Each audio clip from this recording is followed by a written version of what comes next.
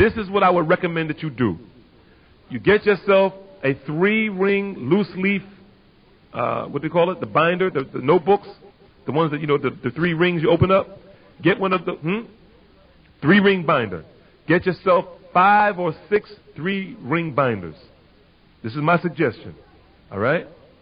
Get those plastic things that you put the paper inside, the plastic to protect it, and photocopy all the subjects from all those magazines that are the same. And categorize them with the little tabs on the side. Al-Aqidah.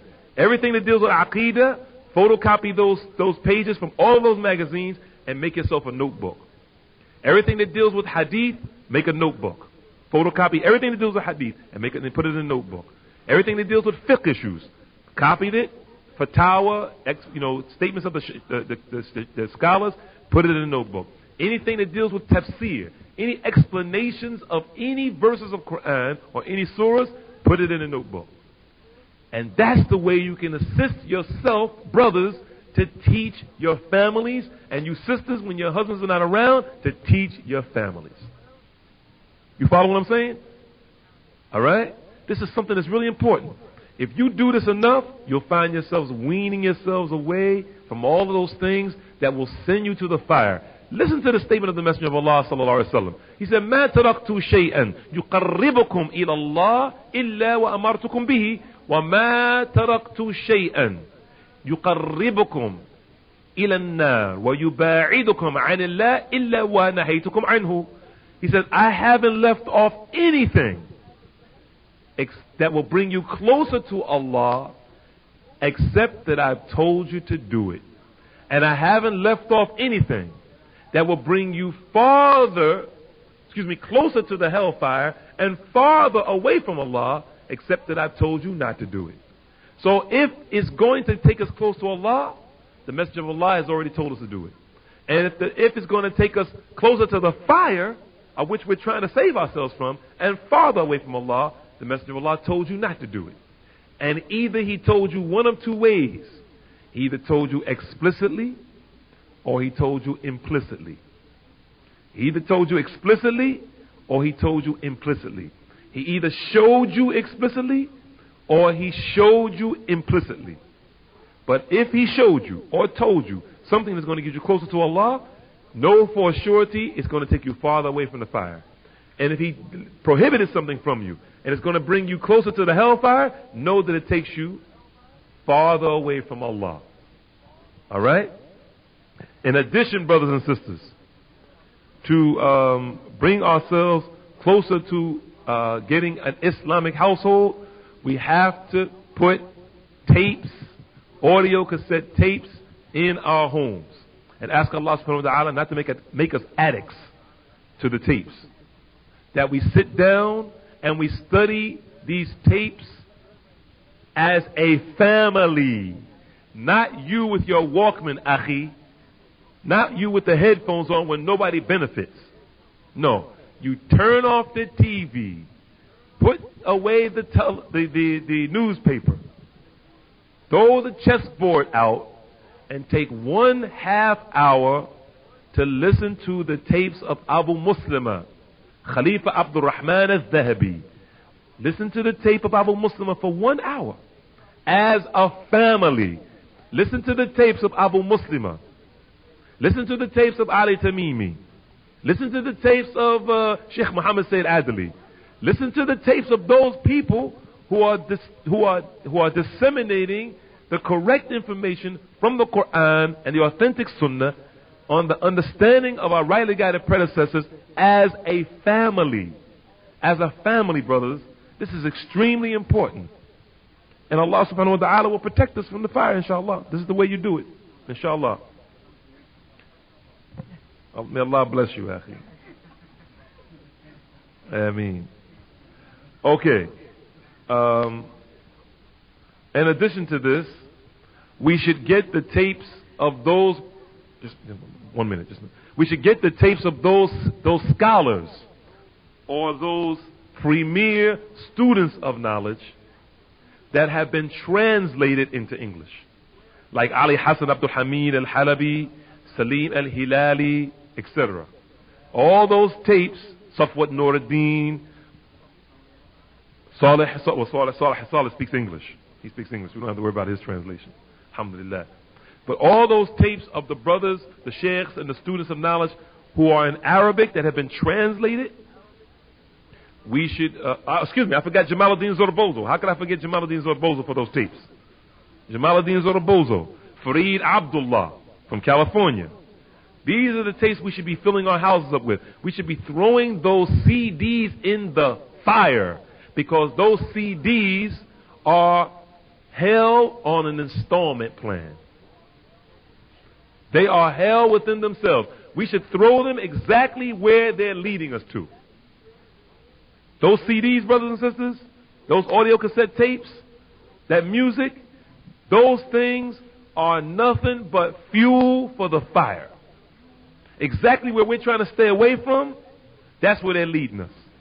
So the sheikhs who don't speak English, we should get those tapes that they have the translations to and listen to them. Just like, maybe not even an hour.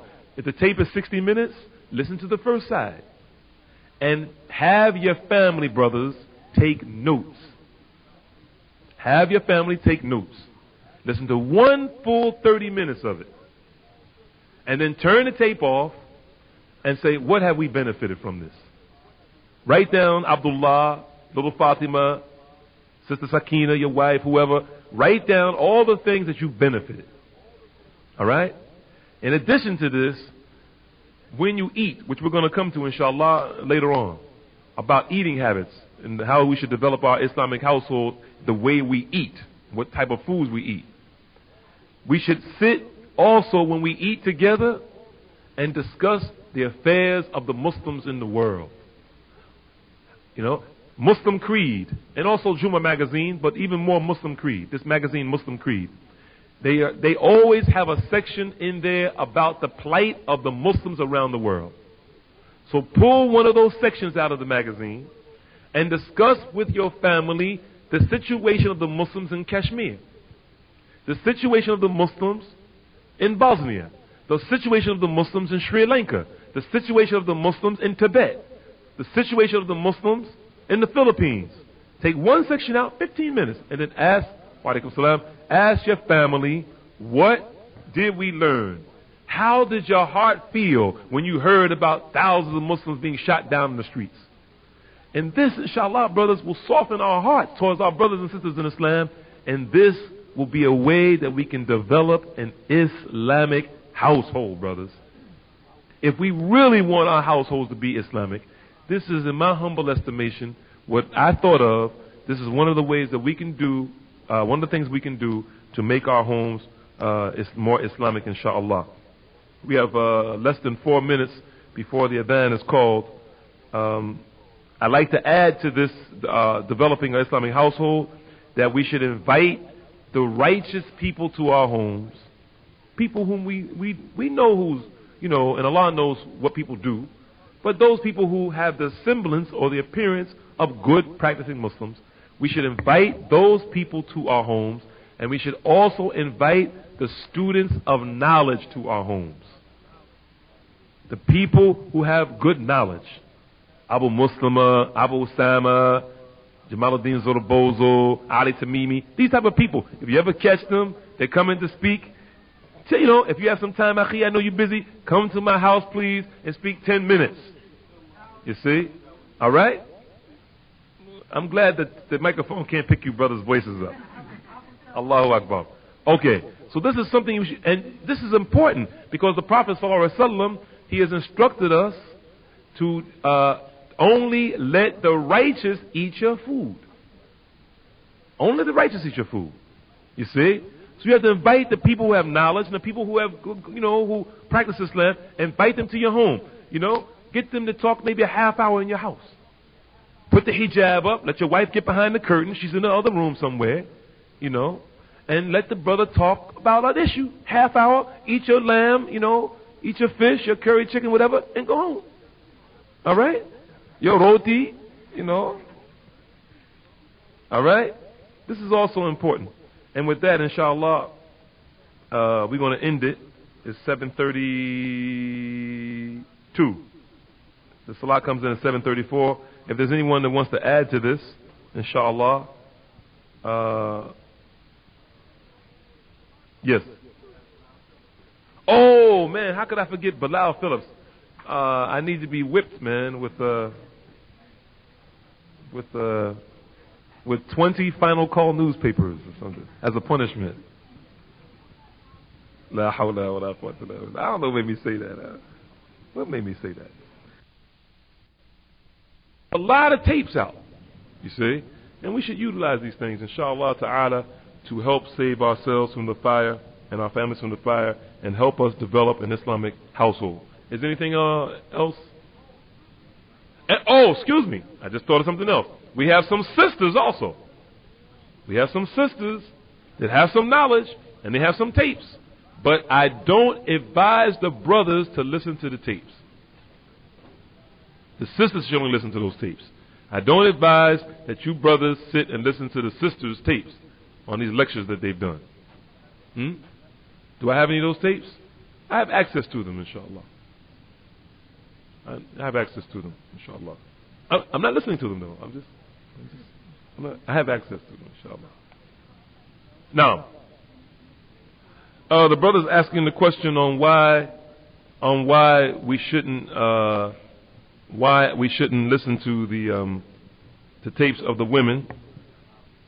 I think it's kind of obvious, right? Well, the reason why is because, it might be a disease that we may have in our hearts or something. It may prompt us to want to see what she looks like. Next thing after, we look to find out what she looks like. Shaitan, he throws daggers at our hearts, We listen to a woman's voice, and it's not a good thing to do. Yeah, we should try our best to not do that. وصلى الله وسلم وبارك على نبينا محمد وعلى آله وصحبه أجمعين. We'll resume after the adhan, inshallah. Bismillah. Wassalatu wassalamu ala rasulillah wa ala alihi wa sahbihi wa man wala. If there are any questions, inshallah, we have one question from the sisters, but it's not directly related to the topic. So if there's no questions, inshallah, we'll entertain the sister's question. And inshallah, I guess we can pray and we can go. Inshallah. No questions from the brothers? Alhamdulillah. Okay. If there's no more questions from the sisters, then we'll deal with this particular question that is not related to the topic. We'll wait maybe 2 minutes for if any sisters have any questions related to the topic. I have to drop down a note so you can. Oh, incidentally, this particular class of how to develop an Islamic household, yarhamakallah, it's not going to be long, brothers and sisters. We're going to substitute it with another class. This is not going to be long. I think maybe another 3 classes, maybe. It won't be long, inshallah. Seems like there's not going to be anything from the sisters. We'll give it another 25 seconds, inshallah. If there's no more questions, maybe you can send a note down saying there's no more questions. Inshallah. No note either, so I guess... no sisters... they had a pen, they wrote this note. Okay. The question is, this is in reference to Salatul Istikhara. Oh. Man, it's a big note too. No more questions, alhamdulillah. Okay. This is in reference to Salatul Istikhara. Can it be done at any convenient time, or must it be done before going to sleep? And the answer is, it can be done at any time, even in the prohibited times of prayer. Salatul Istikhara. Salatul Istikhara can be done anytime, even in the prohibited times of prayer. Even the times you're not supposed to pray. Anytime. But if you specifically stipulate or select a certain time to make istikhara, here's another question. Just came down the chute. If you single out a specific time or place to perform Salatul Istikhara, now you have innovated. You can make Salatul Istikhara after Dhuhr. You just can't specifically single out after the dhuhr all the time to make your istikhara.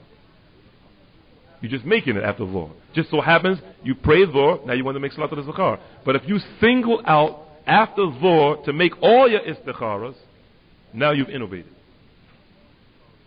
Yes, and you only make istikhara once. Right. Is it permissible for a woman to go out to work? Only if her husband allows her.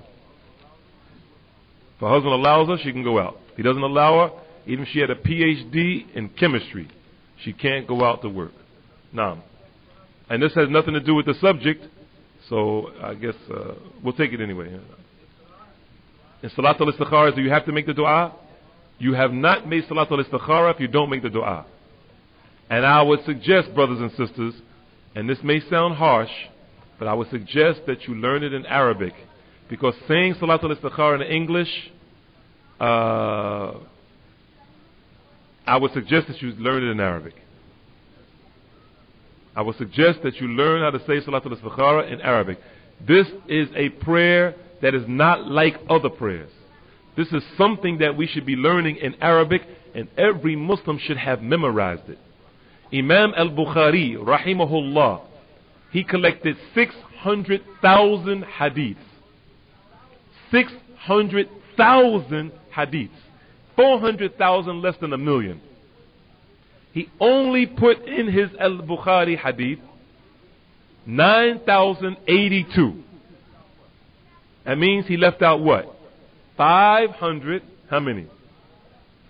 Come on, brothers, where's the mathematicians? 9,082 out of 600,000. If it was some money, I bet you'd have the answer just like that, right? Huh? 5,118. 500,000. 500,000, right? Out of all those hadiths that he left out, he only inserted 9,082 for every single hadith for every single hadith that he put in his collection.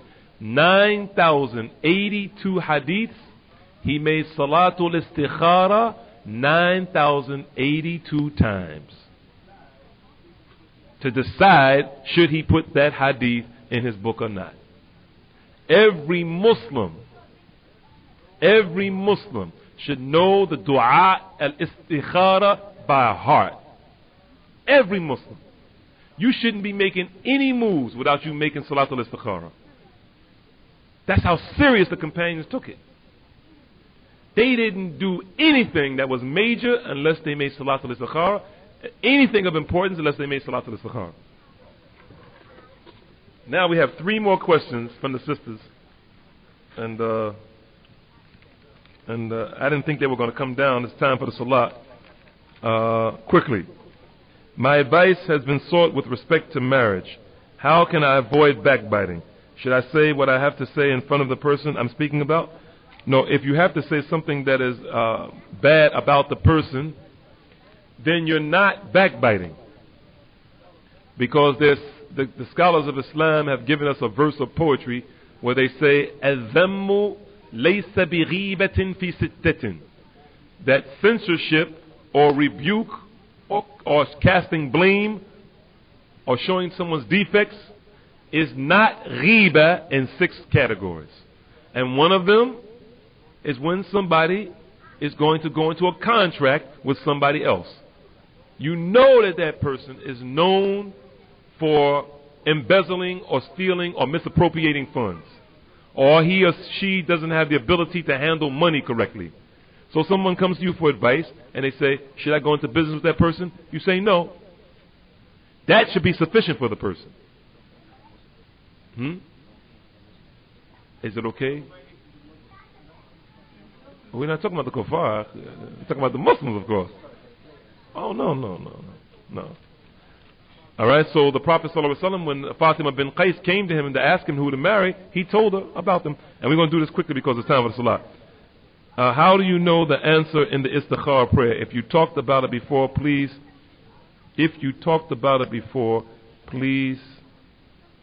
Refer me to where I can study this. Istikhara is a very important issue, And I don't want to refer you to the tape, even though the tape is available on Salatul Istikhara. In fact, I did it down the Masjid al-Taqwa. It was a khutbah where I had prepared the khutbah and got all the way to the masjid coming from New Jersey and had forgotten my khutbah. And so I had to think of something to talk about, and I did Salatul Istikhara. And that tape is somewhere around here. I don't know, somebody. CWP, in fact, I think they sell it. But anyway, you know the answer from Salatul Istikhara not because a green and yellow bird flew over your house, or not because you had a dream, or not because you know the answer of your istikhara has been answered, because after you make the istikhara, you go towards the thing and Allah makes it easy for you. That's it. It's not, you don't look for it in a dream. There are 5 conditions or 5 components to istikhara. 5. Number 1 is at-tawakkul, putting your trust on Allah, your ultimate dependency on Allah. And we're going to end it here and come back to the questions after, inshallah. That's number 1. Number 2, making Salatul Istikhara itself. Number 3, al-istishara, seeking advice from other people. Number 4, going towards the thing that you want. And some people, I hear them saying, your istikhara is invalid if you already desired the thing. No, that's a part of the istikhara. All right? And the 5th thing is, what did I say? What did I say it's for? Going towards the thing. And the desire. That's the 5th one. And they're out of order, but that's the 5th one. Having the desire, right? Putting your trust in Allah, making it istikhara, making al-istishara, getting advice from the people, and then going towards that thing that you want. Those are the 5 conditions, not conditions, but 5 components of Salatul Istikhara. So if you want that thing, Allah, if the answer is, if you get it, that was the answer. And if it wasn't, the end of your istikhara tells you. Because you say, فَصْرِفْهُ عَنِّي وَصْرِفْنِي عَنْهُ. Oh Allah, keep it far away from me, and me far away from it. And make me pleased with the good of it wherever it may be. Give me the good of it wherever it may be, and make me pleased with it. So if you didn't marry that brother, after making Salatul Istikhara, and you tried everything that you could to marry him, Allah is going to make you pleased with not marrying him. He's going to remove it from your chest. That's the answer from your istikhara. And even if you married him, Allah made it easy for you to marry him, and it ended in divorce, don't ever think that your istikhara was wrong because it ended divorce, because that was the good in it for you. سبحانك وبحمدك أشهد أن لا إله إلا أنت أستغفرك وأتوب إليك. السلام على رسول الله وعلى آله وصحبه ومن والاه. The last question that was from the sisters: is it sunnah for sisters to wear one solid color? Is it sunnah for sisters to wear one solid color? And the answer is, I don't know.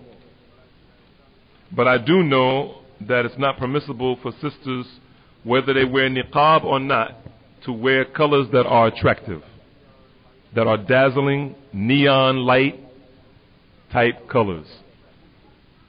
Colors that attract men. You know, unfortunately, I see some sisters, they wear niqab. Allah yubarak fihinna. May Allah bless them immensely. Ameen. But they have contradicted and opposed the purpose of the niqab by putting on bright colors that are attractive. You find some sisters, unfortunately, that have frazzles, tassels, and all these different little gold speckled things and all this. This is against the reason why you put the niqab on in the first place. The niqab is to not show your zina. And zina, in Islam, the scholars of Islam say, are of 2 types. It is the natural zina, and it is the acquired zina. The natural zina, which is Allah, what Allah gave you, which is your neck, your ears, your bosoms, your hips, your thighs, etc. And then the acquired zina meaning the adornment, are those things of which you either purchase or are given to you. like your rings, your lipstick, your perfume, etc., your clothing. So the purpose of the overgarment and the purpose of the niqab and the burqa is to cover your zina. You're not supposed to make the covering a zina within itself. Is that clear? All right. So wearing the niqab and wearing the gloves, for instance, is extremely virtuous, especially in times of fitna like this. It's extremely virtuous. But you're in opposition to the purpose of the niqab if you have a bright red niqab on with a black khimar and red bright gloves and red bright shoes with a black dress.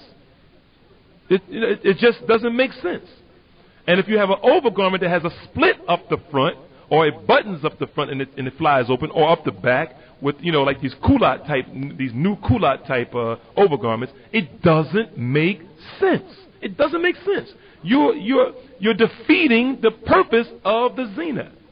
The adornment is to be subdued and to be covered and to be played down. And this is what I think the sister is asking about one solid color. I can't say it's from the sunnah. I cannot say it's from the sunnah to wear one solid color. But there's no doubt in my mind that black or extremely dark blue or extremely dark gray, one solid color, is less attractive than a lime green or orange or red or yellow. For sure. For sure it's less attractive. And those clothings, those pieces of apparel that you want to wear among the women of your household or your friends when you go over your sahabiyat's homes, right? Because every sister should have a sahabiya, right? Like the brothers have sahaba, the women should have a sahabiyat, right? Those things you wear under your overgarment. You see, that real bright dress or whatever, you wear that under your overgarment. And when you get to the sister's house, inshallah, if she's a good religious sister, and she's not going to, and you don't have any fear of her informing her husband how you look, right? Then you can remove your overgarment. But the bottom line, to make it short, inshallah, so we can go home, is that you shouldn't be wearing things that are ostentatious, things that you look like you shouldn't be coming out of the house looking like a highlighter, like a peacock, right? Something like this, because istashrafa has shaitan. The Prophet ﷺ said, Shaitan makes you be seen. When a woman goes out of her house, no matter what type of woman it is, he's going to try his best to make you be seen. And I like that. And since we're on this, I just like to add, it's actually more than one thing, but I'm only going to mention one thing because I don't want to belabor the people. It's late. We don't want to tax the people. We want to go home, throw out those Essence magazines, and start reading those Hudas, right? So the other thing I wanted to mention is that the way the sisters stand, for instance, can be very attractive. I remember when I was a heathenistic pagan mushrik in the nation of Islam, the women were taught in the nation of Islam with no huda, with no kitab, with no sunnah, no guidance, no book, and no sunnah, kufr, 100% government inspected, grade A, 24 karat shirk and kufr. But the women were taught how to stand and sit. They were not allowed, by the order of Elijah Muhammad, may Allah give him what he deserves, Ameen. He told the women that they couldn't stand with their hands on their hips. You know how a woman stands with her hands on her hips and she pokes her hip out? Excuse me for imitating the women like this, but you can demonstrate to your wives what I'm talking about, all right? You know how a woman stands and she stands with her hand on her hips and she accentuates her hips? You know what I'm talking about, right, brothers? This is not a good thing to do. Do I have proof from the Qur'an? Yes. Do I have proof from the Sunnah? Yes. Read Surah An-Nur. Read Surah An-Nur. Don't ask me the verse, the entire Surah. Read the entire Surah and you'll find it. All right? That's number one. They were also told that they couldn't sit on stools in restaurants. Think about that. The women in the Nation of Islam were ordered by Elijah Muhammad, may Allah give him what he deserves, Ameen, to not allow those women who were called MGT GCC, Muslim Girl Training General Civilization Class. All right? Because he was supposed to be rearing and educating the women how to be real modest women. They were not allowed to sit on stools. Why? They had to sit in chairs. Because the stool accentuated her buttocks and her hips. They were told and taught how to stand on the corner waiting for the bus. They learned that in the Nation of Islam.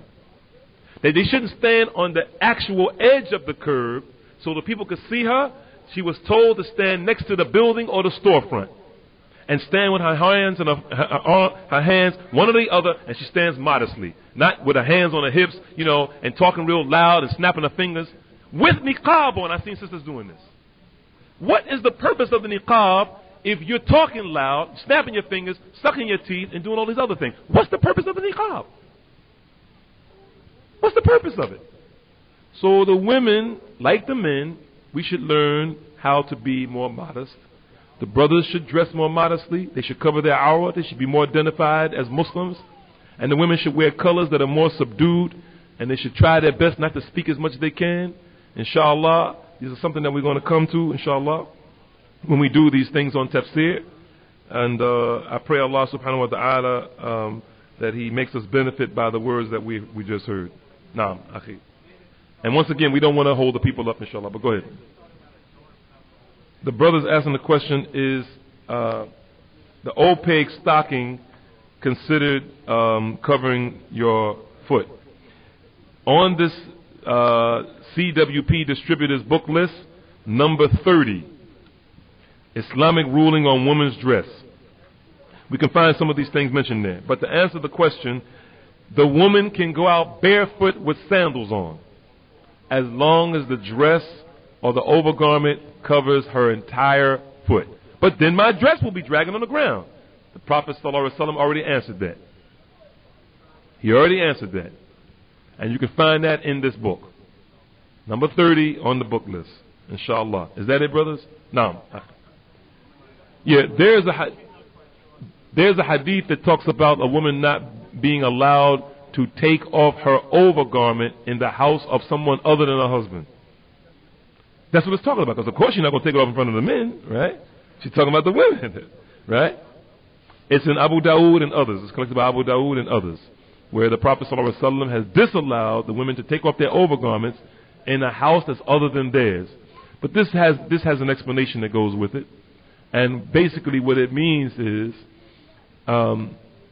if she has fear of a woman telling her husband or her brother what she looks like. This is one of the reasons why it's not allowed, and I don't want to get into it, why it's not allowed for a woman to go to a kafir beautician, at a kafir beauty parlor. All right? This is one of the reasons.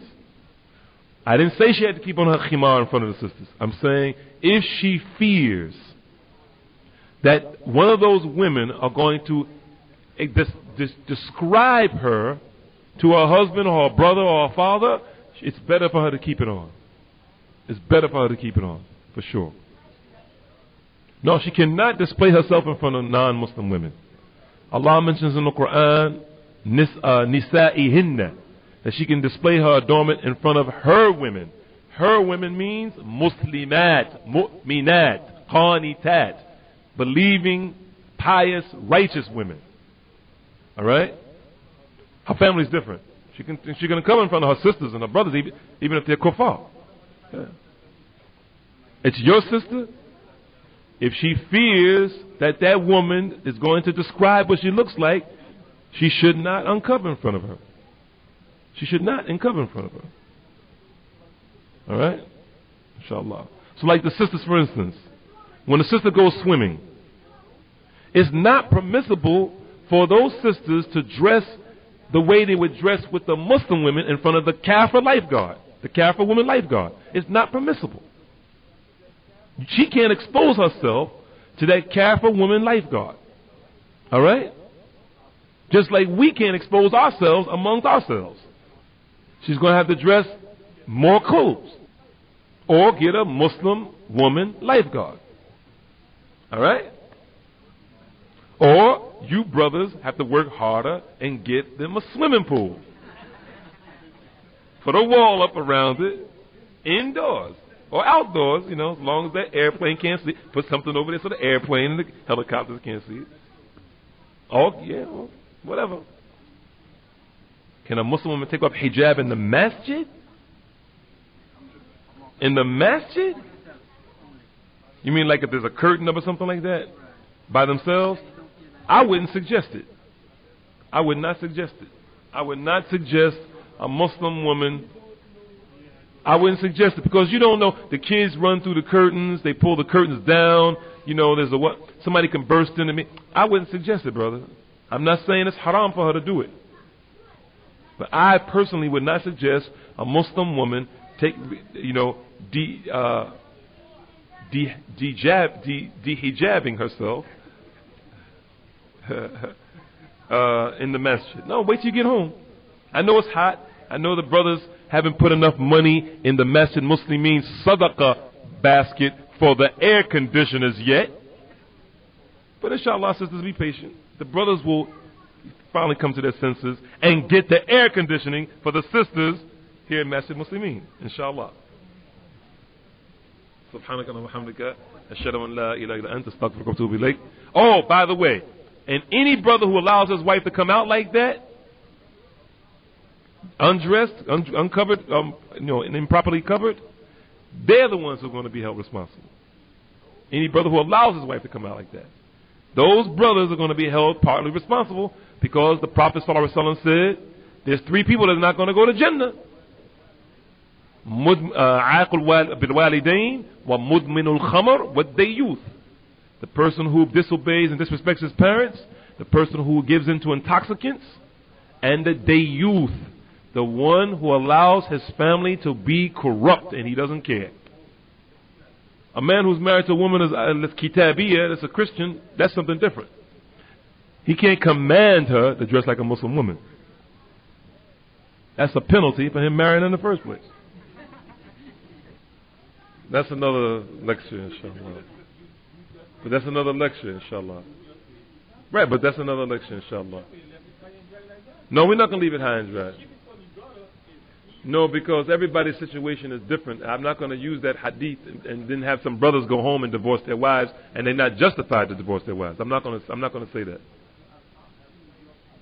I'm not going to give my advice, and I have the right to withhold my tongue from casting me into the hellfire.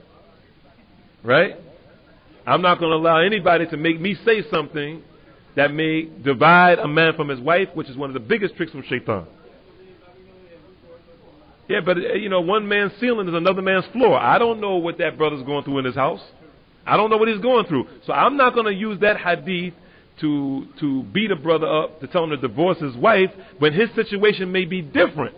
It may be different than the average brother. It may be different. I don't know.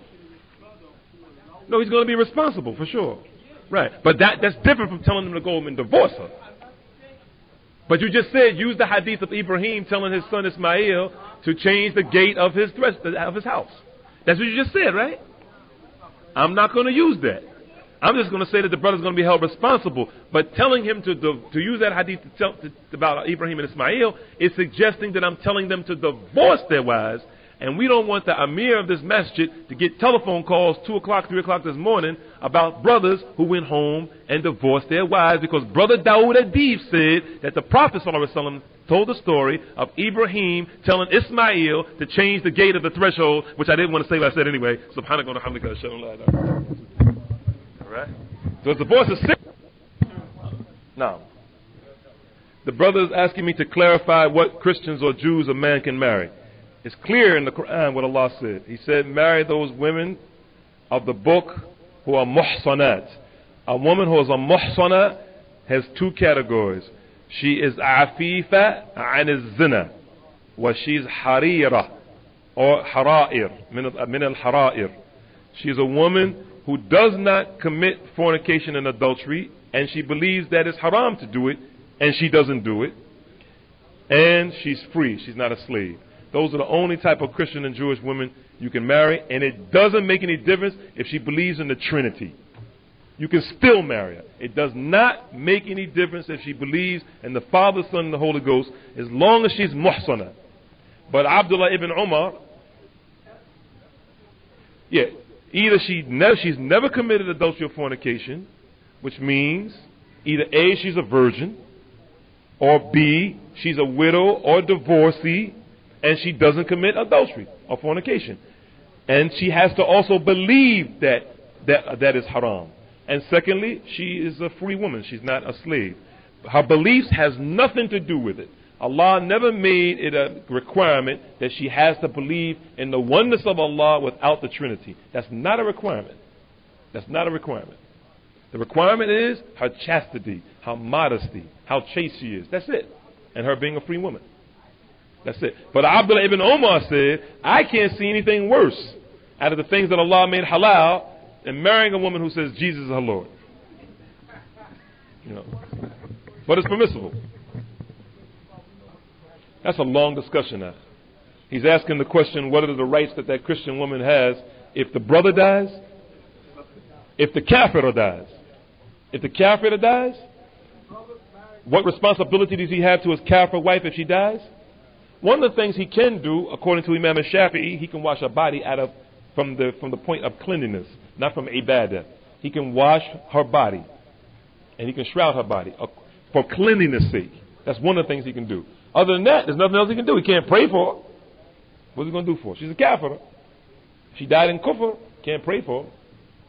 Right? But he can also help defray the cost of the funeral. He can help buy whatever is needed to bury her, and buy the plot for her. But other than that, that's it. There's not that much he can do.